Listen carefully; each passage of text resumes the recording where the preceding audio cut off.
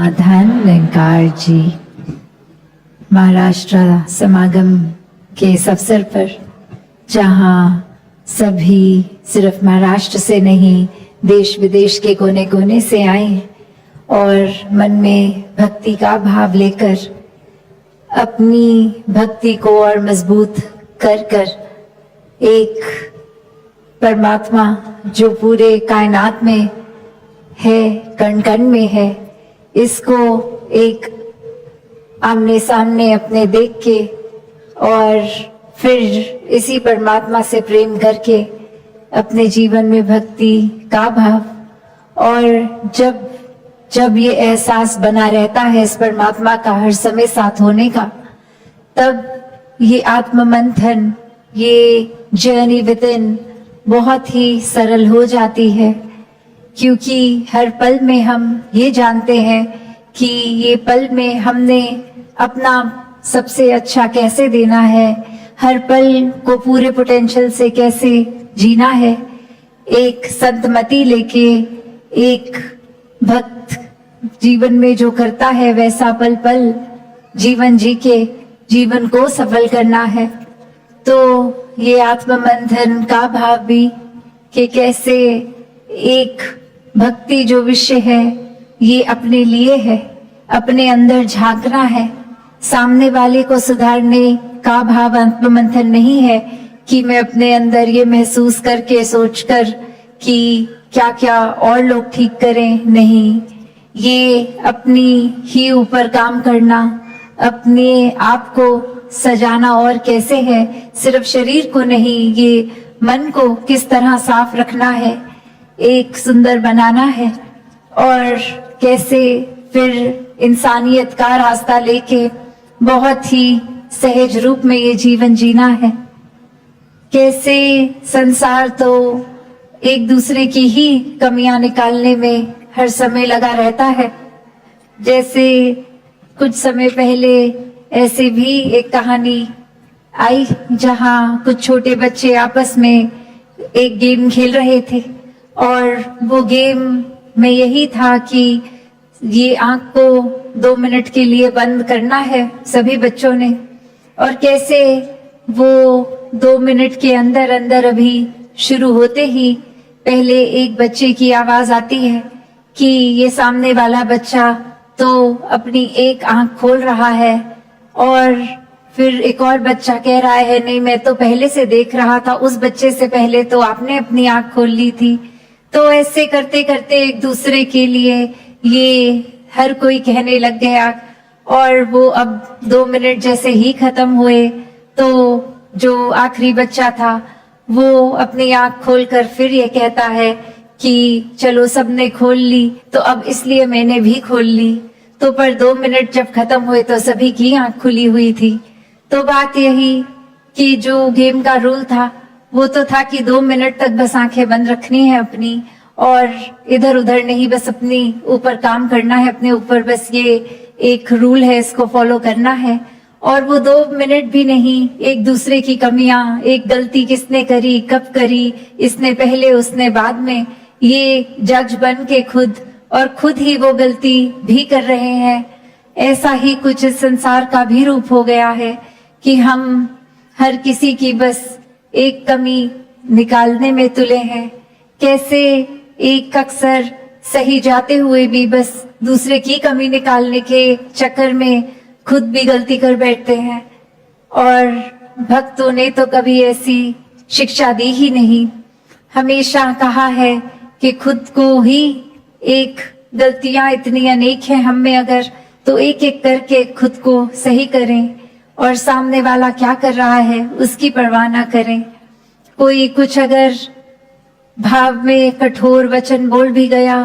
कोई बात किसी ने ऐसी कह दी जो हमें अच्छी नहीं लगी, तो उसको भी कैसे आगे समझाना, उसको भी एक बहुत ही विनम्रता को अपनाते हुए, क्योंकि भक्त का दिल तो इतना ही एक कोमल रहता है कि हर किसी का दर्द महसूस करता है। ऐसे ही संतों ने युगों युगों से यही बात समझी कि ये जो ज्ञान उजियारा जीवन में आ गया है, ये परमात्मा के दर्शन जो हो गए हैं, ऐसा जीवन हर एक को मिले, और जो अभी तक इस रोशनी से रूबरू नहीं है उनके भी जीवन में ये आए। कभी भी किसी संत ने इसलिए नहीं परमात्मा को पहचानने की बात करी कि ऐसे घमंड की तरह खुद को दिखाएं कि मैं तो कितना ऊंचा हूँ, मेरे जीवन में तो परमात्मा है, पर तुम्हारे नहीं, इसलिए तुम प्राप्त कर लो परमात्मा को। नहीं, कारण ये नहीं, कारण तो करुणा दया हर एक के लिए संतों के दिल में इतनी विनम्रता से ये दिल को बिछा के हर एक की पीड़ा एक समझ रहे हैं कि कैसे हमारे जीवन में भी परमात्मा आए तो और भी कोई पीड़ित ना रहे। ऐसे भावों से ही हर किसी को परमात्मा के दर्शन कराने का लक्ष्य लेके ये संत हमेशा से ही अपने जीवन को जीते गए हैं। सिर्फ बोलों से नहीं, एक अपने अंदर शब्दों का भी, एक सोच का भी जो सहारा बना, वो कर्म रूप में बहुत ही एक साक्षात भक्ति को दर्शाते हुए रहे। तो ऐसा ही जीवन हर किसी का हो सकता है। हर किसी को अपने जीवन में हर समय के लिए परमात्मा, और अपने मन में अगर हम किसी के लिए नफरत पालते हैं तो वो भी पोल्यूशन फिर हमारे लिए बहुत ही नुकसान करती है। उस समय में शायद हमको नहीं लगता कि हम अगर किसी के प्रति ऐसी बुरी सोच बना रहे हैं तो इससे क्या ही हो जाएगा, 1 मिनट ही तो हमने किसी के बारे में कोई चुगली कर दी, कोई निंदा कर दी, कोई एक जेलस होकर कुछ ऐसी बात बोल दी। पर ये कब आदत बन जाती है, कब मन बार बार इसके ही एक आकर्षित होकर माया रूप ये बुराइयां भी, कैसे फिर हर पल में ही हम निराकार को तो भूलकर बुराइयों को ही अपना लेते हैं। तो इसीलिए संतों ने हमेशा से सावधान किया कि कैसे एक भी पल जीवन का हम अगर ऐसी चीजों में लगाएंगे तो वो पल हम परमात्मा के आनंद में हो सकते थे। उस पल से खुद को वंचित कर दिया और ऐसी चीज का सहारा लिया जो अपने लिए भी नुकसानदायी है, औरों के लिए भी है। तो यही बात बार बार संत समझा रहे हैं कि कुछ भी भाव मन में आए तो वो भी साफ कर लें, छटाई कर लें आत्म मंथन से कि अब कैसे भाव मन में टिकने चाहिए। क्योंकि ये नजर तो पूरा दिन इतना कुछ देख रही है, तो भी क्या फिल्टर करना है, अपने अंदर डालना है, क्या बाहर देखते ही उसको छोड़ देना है। जैसे कहते भी हैं अक्सर कि किसी ने अगर कुछ ऐसा बोला जो पसंद नहीं आया, उसको भी पहली कोशिश यही करें कि जैसे एक कान से सुन के दूसरे से निकालें, मन के अंदर वो भीतर ना असर होने दें। वो असर होगा तो फिर दिल भी अपना दुखेगा, परेशानी भी होगी। और अगर ऐसा हो ही गया है, किसी की बात चुप भी गई, तो फिर भी हम अपना रिएक्शन क्या देते हैं। एक किसी को अगर गुस्सा आया किसी पल में, तो उस गुस्से को किस रूप में एक कंट्रोल करना है। वो एक जैसे आग का अक्सर उदाहरण देते हैं कि आग में इतनी तपश होती है, अगर हम डायरेक्ट कोई अपना फुल्का सीधा आग में डालेंगे तो वो तो बनेगा नहीं, आग उसको भस्म कर देगी। पर वही एक तवे का रूप, जब हम आग पे तवा रख देते हैं और फिर उसके ऊपर रोटी रखते हैं, तो वो रोटी हमारे शरीर के लिए पौष्टिक बनती है, फायदेमंद रहती है। तो वही बात कि कैसे गुस्सा अगर आया भी तो इससे पहले वो एक हर चीज को हमारे भस्म कर दे, हमें खुद उसका एक पॉजिटिव यूज लेना है, उसको सही तरीके से। ये नहीं किसी ने कुछ कह दिया तो हमने भी पलट के उसको गुस्से से ही बोलना है। तो ये फिल्टर का काम ये हर पल हो सकता है। बस ये परमात्मा याद रहे, हर समय में हम अपने आप को अपने ही मन के तराजू में तोल के देखें कि कौन सा हिस्सा भारी रखना है हमें, अपना अच्छाई का या बुराई का।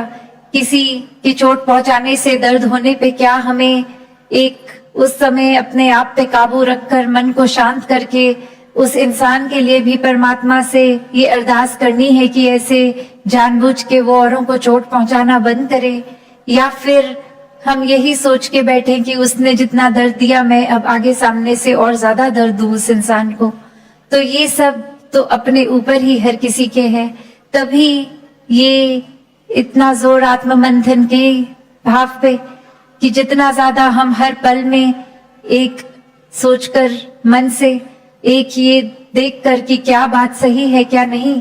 उसके हिसाब से जब अपने मन की धारणा बनाएंगे तो वही हमारे एक्शंस बनेंगे, वही व्यवहार बनेगा। तो भक्ति को हर कोई हर पल में एक लगन है, प्रेम है इस परमात्मा से। वो अपने टाइम को इतनी बखूबी मैनेज भी कर लेते हैं कि सेवा, सुमिरन, सत्संग, हर चीज के लिए ये दिल से समय निकलता है। सिर्फ समय निकलता ही नहीं, ये मन भागता है फिर सत्संग की ओर। ये पल पल में एक सुमिरन करने के बहाने ढूंढता है मन। तो ऐसा ही जीवन हर कोई जिए जहाँ निराकार ही प्रायोरिटी हो और सभी संतों की सिखलाई को अपना के सेवा, सुमिरन, सत्संग करते हुए जीवन को भक्ति भरा बना ले। साथ संगत जी, ध्यान निरंकार जी।